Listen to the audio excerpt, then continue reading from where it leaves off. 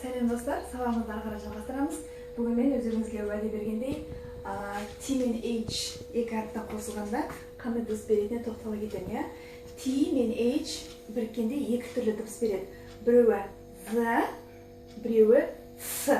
Екі әріптің ортасында қандай, екі дыбыстың ортасында қандай айырмашылық бар? Біреуі қатаң айтылады, S деп. S. Екіншісі Z, одан гөрі кішкене жұмсақтау, Z. Бірақ бұл Z емес. Бұл қазақша Z, зәуре. Мен S-ның ортасындағы Z. Бұл көмекші сөздерде ғана жазылады. Анау, мынау, бұл деген сияқты көмекші сөздерде Z айтылады. Мысалы үшін this, бұл дегенді білдіреді. Аудармасын өздеріңіз дереу дәптерлеріңізге жазып отырасыздар. This, бұл, that, анау. This, бұл, мынау. That, анау.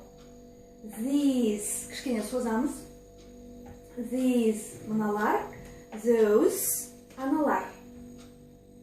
Then, сосын. There, анда. Анда. Тағы да бірден қайталайын.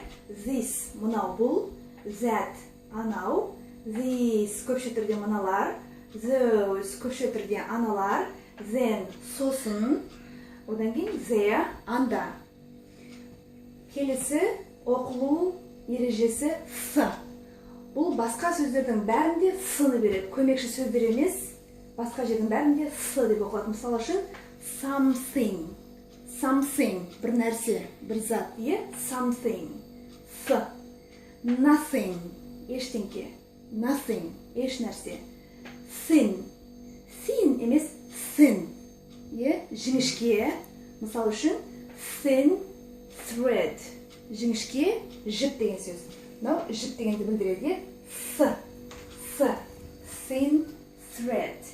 Екінші сөз thick, жуан деген сөз. Thin, жіңішке, thick, жуан. Thick wall, жуан қабырға. Thick wall. Енді біраз мысалдар келтіре кетейін.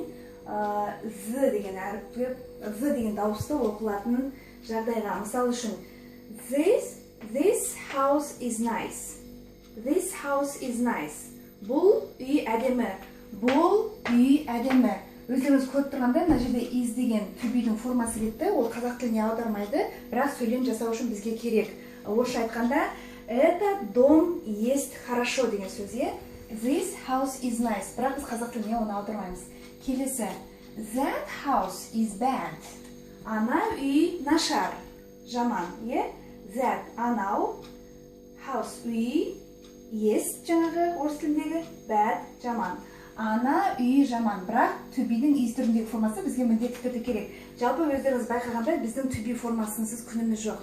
Қандай сөйлем құрамасақ та бізде ылғай to be'дің әртүрлі формаларын қолданып жүретін боламыз. Ары қарай кеттік. These kids are smart.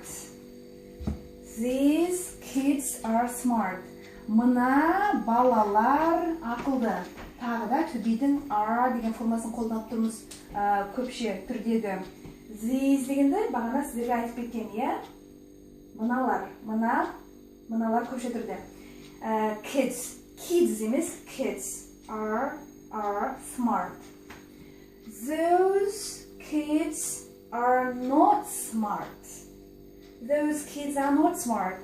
Ана балалар ақылды емес деген сөз. Сіздер білесіздер, not деген еместі білдіреді. А дегеніміз жаңағы to be етістігінің көпше түрдегі формасы. Те дети не есть умные деген сөзді сөзбесіз алдырсақ. Those kids are not smart. Әзірше осы.